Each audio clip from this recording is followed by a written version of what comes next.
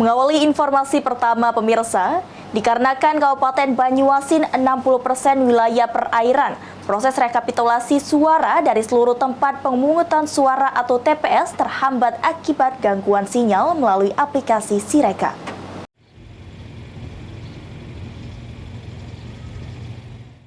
Hasil pemilihan yang akurat di Kabupaten Banyuasin saat ini baru mencapai lebih kurang 40%. Hal tersebut dijelaskan oleh Sekretaris KPU Banyuasin Sapran, karena memang kondisi Kabupaten Banyuasin 60% wilayah perairan serta jarak yang jauh. Proses rekapitulasi suara dari seluruh tempat pemungutan suara atau TPS di wilayah tersebut terhambat oleh gangguan sinyal yang mengganggu pengiriman melalui aplikasi Sirekap.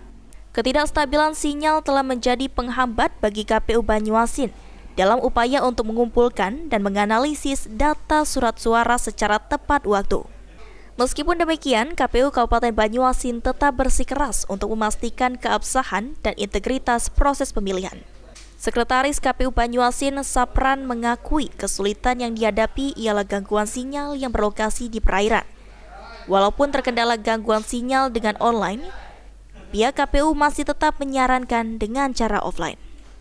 Kita sendiri sudah berapa persen masuk suara yang di KPU Banyuasin? Kalau kita lihat laporan Sirekap dari beberapa TPS itu lebih kurang 45% masuk dari Sirekap ya.